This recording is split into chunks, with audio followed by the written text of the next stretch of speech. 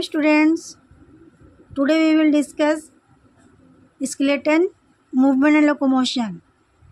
Most animals are characterized by a definite shape and the capacity for movement of the different parts of the body. We know that this movement also helps the animal in locomotion, movement from place to another place. These functions are performed by skeleton and the muscle together. तो हम लोग को जानना होगा कि human skeleton का क्या काम है और ह्यूमन स्केलेटन कैसे बना होता है, उसका स्ट्रक्चर क्या होता है। हम लोग इस वीडियो में डिटेल में पढ़ेंगे। Function of human skeleton. The skeleton in our body serves 6 main purpose. Human skeleton का मेन या इम्पॉर्टेंट फंक्शन कितना है? 6 है। First, support and shape skeleton. हम लोग सभी ने देखा होगा, बच्चों आप लोगों ने भी देखा ही होगा स्केलेटन को देखा ही होगा। वो क्या, उससे क्या हम लोगों को मिलता है? सपोर्ट मिलता है और हमारे बॉडी को शेप मिलता है। The skeleton provides the support और framework to all the soft parts, give the body and its part a definite shape. Okay, इससे आप लोग नोट्स भी बना सकते हैं। देखिए मैंने मार्क किया हुआ है, आप लोग इससे अपना नोट्स भी तैयार कर सकते हैं, अपनी कॉपी में लिख सकते हैं इससे। सेकेंड है protection. Several delicate and important organs are well protected by a casing bones. बहुत सारे ऑर्गन्स है जिनको प्रोटेक्ट भी करता है स्केलेटल बोन्स का। For example the skull protect brain.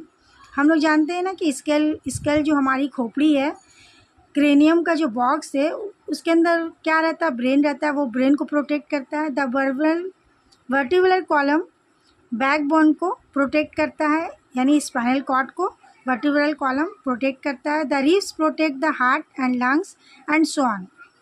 यानी प्रोटेक्शन भी बहुत ज़रूरी है, सारे ऑर्गन्स को प्रोटेक्ट करता है स्केलेटन। थर्ड है movement. Many bones are joint to each other in a manner that one bone can move another. These movements are brought about the muscles. Movement में muscles help करते हैं। Leverage some bones and joints from levers that encourage the speed and distance movement by a muscles. Increase कर देता है speed को, movement of muscle को। For example, contraction of only a few centimeter by a bicep muscle swings the hand swiftly through the arc more than a foot. Formation of blood cells. Certain types of blood cells including red and white blood cells are formed in the tissue. हम लोग जानते हैं ये बात। of the central hollow space or the marrow of some bone, long bones, यानी long bones के marrow में red blood cells produce होता है। नंबर 6 है the bones are storehouse of calcium and phosphorus for the rest of the body. यानी body में जितनी भी ज़रूरत है, जितना नीड है कैल्शियम फास्फोरस का, सबको स्टोर करके रखता है। कहाँ स्टोर होता है? हमारे बॉडी में कैल्शियम और फास्फोरस बोन्स में। आई होप बच्चों आप लोगों को समझ में आ रहा होगा। कॉन्स्टिट्यूएंट ऑफ स्केलेटन, यानी स्केलेटन कैसे बना होता है, किन चीज़ों से बना होता है। Our skeleton consist of bones, cartilage and ligaments. Okay, remember that कि बोन्स, कार्टिलेज एंड लिगामेंट से बना होता है हमारा स्केलेटन। बोन्स आप लोग जानते हो, कार्टिलेजेस आप लोग पहचानते हो। Bones comprises the hard framework of the body. हमारे बॉडी को एक फ्रेमवर्क देता है, हार्ड फ्रेमवर्क। बोन से हमारा बॉडी एक हार्ड फ्रेमवर्क की तरह बना हुआ, उस पर मसल्स लगे हुए हैं। कार्टिलेज क्या है? ये सपोर्टिंग एंड कनेक्टिंग स्ट्रक्चर है। For example cartilage supporting the projecting external ears. हमारे कान हैं ऊपर की तरफ जो निकले हुए हैं, उनका कुछ भी काम नहीं है लेकिन वो सपोर्ट करते हैं। टिप ऑफ द नोज़ है, हमारे नोज़ के पास जो, यानी सॉफ्ट बोन्स को बोलते हैं कार्टिलेजेस। ओके, लिगामेंट्स क्या करते हैं? Binds the bone together. सभी बोन्स को, एक बोन्स को दूसरे बोन्स के साथ जोड़ने का काम करते, बाइंड करते लिगामेंट्स। नेक्स्ट है bones. Bone is the chief component of our skeleton. We know that bone is chief component of our skeleton. It consists of organic, inorganic material. Classification of bone on the basis of shape. Shape-wise bones are classified into long, short, flat and irregular bones. हमारे body में बहुत सारे shape के bones पाए जाते हैं, जैसे long, short, flat, irregular, जिसको यहाँ पे फ्लो चार्ट के थ्रू शो किया गया है, एक फ्लो चार्ट के through. Classification of bone. The structure of a typical long bone. Example यहाँ डायग्राम दिया हुआ है. थाई बोन का एक एग्जाम्पल ले लेते हैं हम लोग. लॉन्ग बोन कहाँ होता है? हमारे थाई में पाया जाता है. ठीक है. It is highly calcified, mineralized, hard and rigid connective tissue. It is very strong and can withstand severe stresses. It consists of bone cells arranged in the form of concentrating rings in which collagen fibers and mineral salts, calcium and phosphorus are deposited. Long bones में क्या पाया जाता है? Calcium and phosphorus deposit होता है. The external surface of the bone is covered a membrane called peristome. Bone एक external surface से घिरा होता है, उसको हम लोग पेरिस्टोम बोलते हैं. which consist of outer fibrous and inner cellular layers and richly supplied with blood vessels. A long bone has a hollow cavity. हम लोगों ने देखा ही है कि लॉन्ग बोन क्या होता है? हॉलो कैविटी रखता है. अंदर में क्या रहता है? हॉलो स्पेस रहता है थोड़ा सा, उसमें कुछ कैविटी की तरह एक कैविटी फील्ड रहता है, उसको बोलते हैं marrow. Marrow is of two types. जो फील्ड रहता है जिस कैविटी से, उस कैविटी को हम लोग बोलते हैं कि मैरो. तो मैरो क्या है? मैरो अब टू टाइप्स का होता है, yellow marrow and red marrow.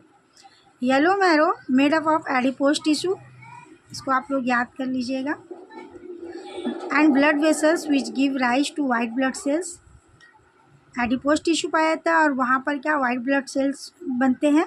And जिस लॉन्ग बोन में रेड मैरो पाया जाता है, वहाँ पे आरबीसी पाए थे, रेड ब्लड सेल प्रोड्यूस होता है. The human skeleton all together consist of 206 bone including 3 very tiny bones in each ear. हम लोगों को जानते हैं, अगर कोई आप लोगों से पूछेगा कि हमारे बॉडी में टोटल कितना नंबर ऑफ बोन्स है, तो कितना होगा आंसर? 206. इसमें इंक्लूड है हमारे एयर में बहुत छोटे छोटे से 3 टीनी बोन्स पाए थे. उनको ले करके भी, काउंट करके भी, इंक्लूड करके भी हमारा टोटल बोन्स का नंबर कितना है? 206.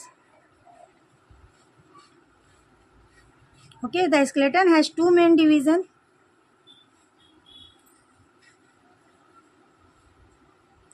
Number 1, axial skeleton, which includes the basic central framework of the body and the appendicular skeleton. Number 1 है एक्सियल और नंबर 2 एपेंडिकुलर स्केलेटन. ठीक है. एक्सियल स्केलेटन पढ़ते हैं हम लोग. The axial skeleton consist of the skull, the vertebral column, the ribs and the sternum. यानी that means हमारे एक्सियल स्केलेटन में vertebral column, skull and ribs and sternum include है. उसके बारे में हम लोग डिटेल में पढ़ेंगे. फर्स्ट है skull. Uh skull is the skeleton of the head. हम लोग जानते हैं ये बात, आप लोगों को पता है बच्चों. हेड को हम लोग स्कल बोलते हैं. स्केलेटन ऑफ हेड जो है उसको स्कल बोला जाता है. It contains 2 parts. The upper top part cranium कहलाता है या ब्रेन बॉक्स कहलाता है. अपर पार्ट को बोलते हैं हम लोग, टॉप पार्ट को क्रेनियम या brain box. Is made up of 8 bones. ये आप लोगों को याद रखने की ज़रूरत है कि क्रेनियम कितने सारे बोन से मिल करके बना हुआ है? 8 बोन से मिल करके बना हुआ है. ओके. ये क्या है? टॉप पार्ट है. So join to each other that they are permanently fixed. हम लोग ये भी जानते हैं कि हमारा स्कल मूव नहीं करता. The other part of the skull form the face. और other part of the skull क्या? हमारा फेस है, which contain a total 14 bones. Okay. The upper and lower jaws are also found by some of this bones. हमारा lower and upper jaw जो है, जिसमें teeth fix है, वो भी मूव नहीं मतलब वो भी बोन से बना हुआ है, मूव करता है. लोअर जो मूव करता है, अपर जॉ मूव नहीं करता। The back part of the cranium contains a large whole. Back part of cranium एक बहुत बड़ा लार्ज होल रखता है, उसको फोरामेन मैग्नम कहते हैं, जहाँ हमारा नेक स्टार्ट होता है। उसी जगह पे मेडुला ऑब्लंगाटा ही पाया जाता है। मेडुला ऑब्लंगाटा रिस्पायरेटरी सेंटर है, आप लोग रिस्पायरेटरी सिस्टम में पढ़ चुके हो। Through which the spinal cord foramen magnum से स्पाइनल कॉर्ड स्टार्ट होता है। Brain continues behind into the backbone. Backbone तक का मतलब यहाँ तक का बैकबोन तक का ये चलता है। वर्टिब्रल कॉलम क्या है? स्कल के बाद नेक्स्ट है वर्टिब्रल कॉलम। वर्टिब्रल कॉलम आप लोग यहाँ पे डायग्राम में देख सकते हो, जो हमारे स्पाइनल कॉर्ड को प्रोटेक्ट करता है। द वर्टिब्रल और spinal column is popularly called backbone. Vertebral column को और स्पाइनल कॉलम को हम लोग बैकबोन के नाम से जानते हैं। It is composed of a total 33 individual और 26 when fused ring like bones. ये जो रिंग लाइक बोन्स है एक अलग करके दिखाया गया है यहाँ पर। ये स्ट्रक्चर हमारे बैकबोन का होता है, ऐसे वर्टिब्रल कॉलम का, ओके, जिसमें 33 इंडिविजुअल रिंग लाइक बोन्स होते हैं। रिंग लाइक जो नज़र आ रहा है हम लोगों को, उसी को बोलते हैं vertebrae. These are divided into 5 groups according to the region they occupy. The neck region has 7 cervical vertebrae. Neck region जिसमें 7 वर्टिब्रे पाया जाता है उसको सर्विकल बोलते हैं। जो नेक रीजन में पाया जाता है हमारे नेक से शुरू होता है, स्टार्ट होता है। Then there are 12 thoracic. Chest के बाद इसके बाद आते हैं चेस्ट के पार्ट में, तो यहाँ 12 वर्टिब्रे होता है and 5 lumber and 5 sacrum and एक कॉक्सिस होता है। वर्टिब्रे को इतने सारे पार्ट में डिवाइड कर दिया गया है। Structure of vertebrae, each vertebrae is a somewhat ring like structure. It is lower part formed a solid cylinder of bone called centrum of the body. The two opposite ends of the centrum are flat. इतने सारे vertebrae में Centrum को neural canal भी बोलते हैं, neural arc बोलते हैं, और इतने सारा वर्ड से उसको आप लोग डायग्राम में देख सकते हो कि ट्रांसवर्स प्रोसेस बोलते हैं, न्यूरल कैनल इसको बोलते हैं, न्यूरल स्पाइन इस पार्ट को बोलते हैं, न्यूरल आर्क इस पार्ट को बोलते हैं। एक रिंग स्ट्रक्चर को अलग करके दिखाया गया है कि ट्रांसवर्स प्रोसेस है, ये न्यूरल कैनल है, ये न्यूरल स्पाइन है, ये न्यूरल आर्क है, ये आर्टिकुलर फेसेट है, रिब फेसेट इसको बोलते हैं, एटलास एंड एक्सिस अभी हम लोग पढ़ेंगे आगे, तो आप लोग याद रखिएगा। नेक सर्विकल वर्टिब्रे के बारे में हम लोग डिटेल में पढ़ेंगे। The first cervical vertebrae is called Atlas and second को एक्सिस बोलते हैं। अभी हम लोगों ने पढ़ा ना, डायग्राम में देखा है कि फर्स्ट वाले को, जो फर्स्ट एकदम फर्स्ट होता है, स्टार्ट होता है नेक के पास से, उसको एटलस बोलते हैं और सेकंड को एक्सिस बोलते हैं।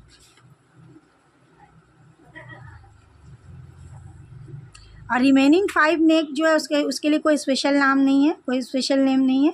Thoracic vertebrae have long neural spines which are directed backward. Each of their transverse process bears on its extremity facet of articulation with the tubercle of the rib. Lumbar vertebrae have well-developed neural spine and transverse process which serve for the attachment of powerful back muscles. Back muscles को powerful करने के लिए एक दूसरे से जुड़े होते हैं। Sacrum भी 5 होते हैं। Is a large bone formed by the fusion of 5 vertebrae. एक होता है ये, लेकिन 5 वर्टिब्रेट को फ्यूज करके एक बना होता है, जो कहाँ पाया था? To it are articulated the hip bones on either side. Coccyx is the last part of the backbone. It is made up of 4 fused, ठीक है, 4 वर्टिब्रे को फ्यूज करके एक साथ मिला करके एक बनाता है, उसको कॉक्सिक बोलते हैं। Which represent the rudimentary tail of the human body. एकदम दुम जहाँ निकलता है, दुम की जगह पर, मतलब एकदम लास्ट पार्ट ही है बैकबोन का, वहाँ पर ये पाया जाता है। Sternum, the sternum breast bone is a long flat bone lying in the middle of the front part of the chest. Ribs there are 12 pairs of ribs which along with the thoracic vertebrae. Ribs को diagram में आप लोग यहाँ देख सकते हैं। इसको हम लोग, इसमें 12 पेयर्स होते हैं, 12 इस तरफ 12 इस तरफ, नंबर भी दिया हुआ है। आप लोगों को अच्छे से समझ में आ जाएगा डायग्राम देख करके। इसको हम लोग बोनी केज, यानी ये हड्डियों का बना हुआ है, बोन से बना हुआ है, इसलिए इसको बोनी केज भी बोलते हैं या फिर रिब केज भी बोलते हैं। द फर्स्ट 7 यानी स्टार्टिंग से फर्स्ट 7 को हम लोग ट्रू रिब्स बोलते हैं। 8, 9, 10 को हम लोग स्टर्नम से डायरेक्ट ज्वाइन रहता है। और जो 11, 12 है लास्ट वाला, 11 and 12 pairs ribs are not attach, इसको हम लोग फ्लटिंग रिब्स बोलते हैं। जो 11 और 12 नीचे वाला है इसको हम लोग फ्लटिंग रिब्स बोलते हैं। ठीक है, इसके अंदर क्या हम लोग सेफ रहता है, हार्ट एंड लंग्स को ये प्रोटेक्ट करता है रिब्स। तो ये 12 पेयर्स पाए जाते हैं इन ईच साइड। पहले 7 को, फर्स्ट 7 रिब को हम लोग बोलते हैं ट्रू रिब्स,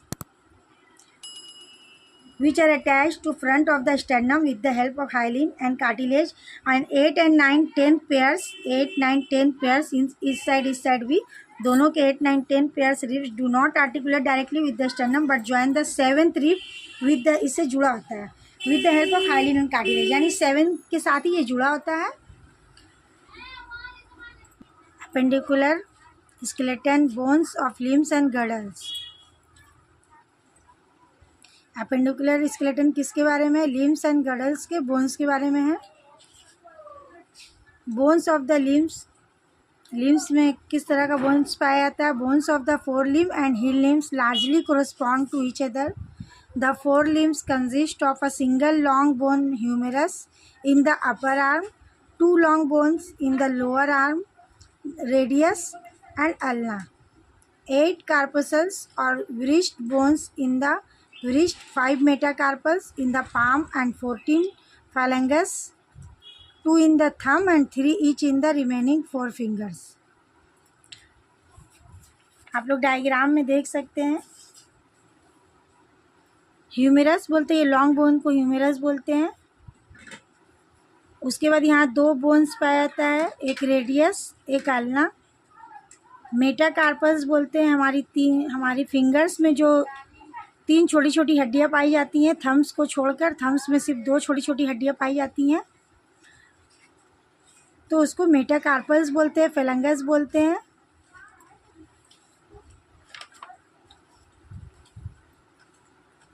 और पाम में 14 फेलंगस पाए जाते हैं, जो 2 थम्स में रहते हैं और 3 each in the remaining 4 fingers. The hind limbs consist of a long bone, same hind limbs में इसी तरह है, लॉन्ग बोन्स फ्यूमर है। उसके बाद 2 दिया हुआ है, 2 बोन, टिबिया और फिब्यूला, 5 लॉन्ग मेटार्सल्स, 14 फेलंगस पाया जाता है, 7 टार्सल्स पाया जाता है। देखिए यहाँ पर डायग्राम में आप लोग देखो, लॉन्ग बोन को फ्यूमर बोलते हैं। उसके बाद 2 ठीक आर्म के तरह, हैंड की तरह जो है 4 लिम्स और हिंड लिम्स का स्ट्रक्चर एक जैसा है। 2 बोन पाए जाते हैं, एक फिब्यूला टिबिया। उसके बाद टार्सल्स पाए जाते हैं, फिर मेटा टार्सल्स पाए जाते हैं, फिर इन सबको मिला के फेलंगस कहते हैं, इन सबको फेलंगस कहते हैं। स्ट्रक्चर एक जैसा है हिंड लिम्स और 4 लिम्स का। नेक्स्ट है girdles. Girdles are the parts of skeleton which help to articulate the limb bones to the main skeleton। There are 2 girdles, shoulder girdle and the hip girdle। The shoulder और pectoral girdle, shoulder girdle को हम लोग pectoral girdle भी बोलते हैं, shoulder blade को scapula बोलते हैं, which is lie dorsally upper lips on either side of the vertebral column, the thorax region। Its outer apex bears a large somewhat cup-shaped glenoid cavity। Collar bone, हम लोग कैल्विकल को collar bone भी बोलते हैं।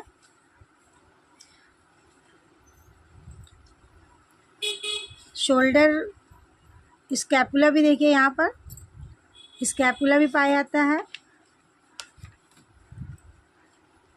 और उनके दरमियान जो कैविटी पाई थी उसको गैलेनोइड कैविटी बोलते हैं, जो कप शेप की होती है। द हिप एंड और पेल्विक गडल, हिप गडल को पेल्विक गडल भी बोलते हैं। Large trough shaped part formed by two hip bones that are joined medially to the sacrum. Each hip bone is made up of three fused bones, the ilium, ischium and pubis.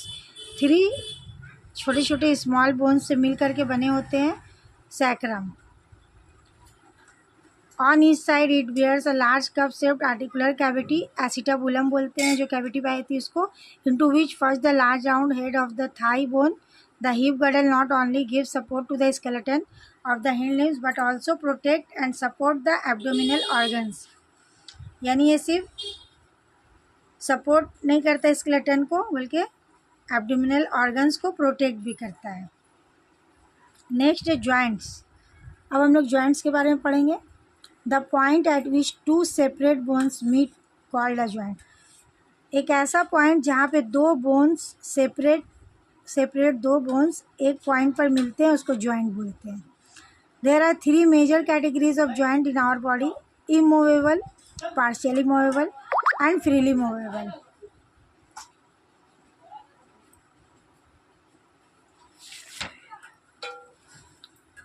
Immovable joints. In this type of joint, no movement is possible between the two bones. इसीलिए इस joint को immovable joints बोलते हैं। The structure between the bones of the cranium are example of immovable joint. हमारा जो school है, जो cranium है, ब्रेन बॉक्स है, वो बिल्कुल ही मूव नहीं करता है, इसलिए उस जॉइंट का इमूवेबल जॉइंट का एग्जांपल क्रेनियम होगा। Partially movable joints are only very little, यानी partial movement occurs between the two bones. इसका एग्जांपल होगा joint between a rib and the breast bone और between the vertebrae. Freely movable joints, in this type varying degrees of movement are possible between the two bones forming the joint. The four major types of movable joints are as follows. Freely movable joints जो बहुत आसानी से movement कर सकते हैं उनको 4 category में divide किया गया है। Number 1 gliding joint, fibre joint, hinge joint and ball and socket joint. Gliding joint, it occurs between the bones of the wrist and also between the bones of the ankle as well as between vertebrae. Gliding joint कहाँ कहाँ पाया जाता है, इसका location क्या है? Bones of wrist हमारी हथेलियों में, बोन्स ऑफ एंकल एड़ी में, और बिटवीन वर्टेब्रे जो हमारे बैक बोन को प्रोटेक्ट करता है, वर्टेब्रे में भी ये जॉइंट पाया जाता है। Number B pivot joint, here one bone is rotated over a pivot like end of another bone. एक बोन अनदर बोन के ऊपर पाइवट लाइक एंड पर रोटेट करता है, उसी को पाइवट जॉइंट बोलते हैं। For example the skull is rotated on the upper end of the axis vertebrae. Number third क्या है, hinge joint. The joint moves like a hinge in one plane only just like the हिंग of a door. Door एक तरफ fix होता है, door एक जगह fix होता है, लेकिन उसको हम लोग पुश करते बार बार हिलता रहता है, रोटेट करता है, लेकिन यहाँ है फिक्स होता है। तो हिंग जॉइंट का example elbow joint between humerus and ulna, joint between bones of fingers and toes.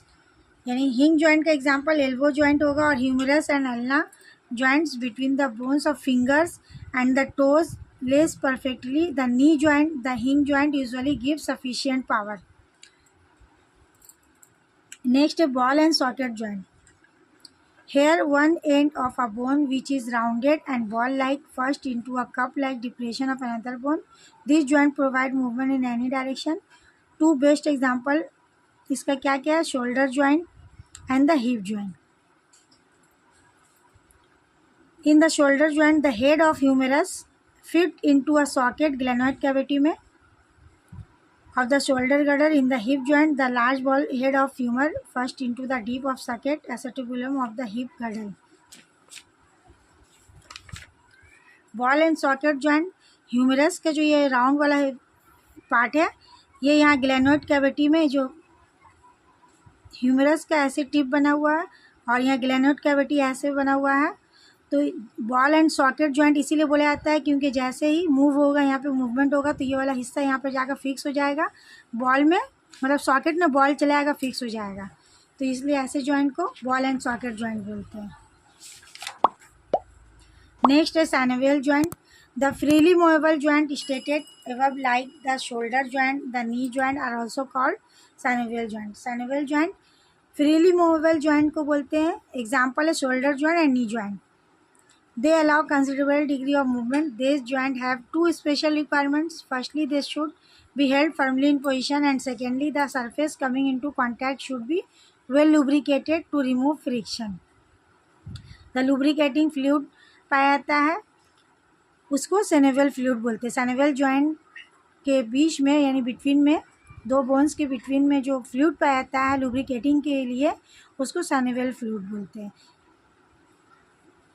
The knee joint, for example, is a synovial joint. It held in position by strong ligaments and is well protected by outer fibrous capsule. The ligaments prevent dissolution. Normal movement. The synovial fluid is contained in a sac formed very thin synovial membrane, and sac serve as a cushion.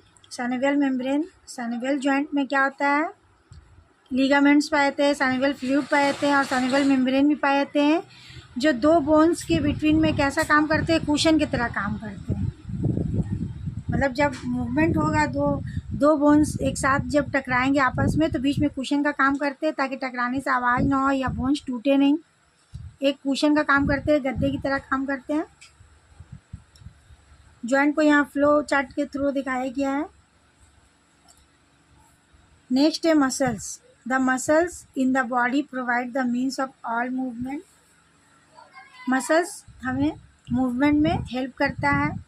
They over the skeletal framework जो हमारे अंदर जो skeleton पाया जाता है उसके ऊपर एक फ्रेमवर्क बनाता है, हमें हमारी बॉडी को शेप देता है।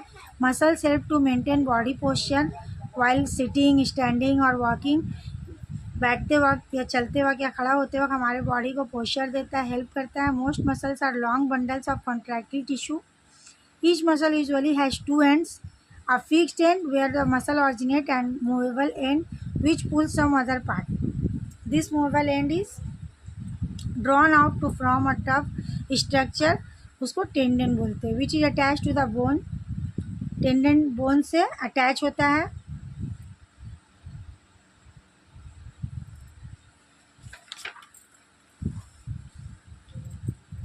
Antagonistic muscle क्या है, structure which has been moved by a muscles cannot return to its original position without the action of another muscle. ऐसे मसल्स को एंटागोनिस्टिक मसल्स बोलते हैं। Such muscles causing opposing movements are called antagonistic muscle. For example, the bicep and tricep. Kinds of muscles voluntary, involuntary and cardiac होते हैं। There are about 650 muscles in our body making up nearly 1/2 of the body weight. हमारे body weight के 1/2 होते हैं। Total 650 muscles हमारी body को making up करने में लगते हैं। These muscles fall into categories: voluntary muscles, involuntary and cardiac muscles. Voluntary muscles which are under control of our will, and involuntary muscles which are not controlled by our will.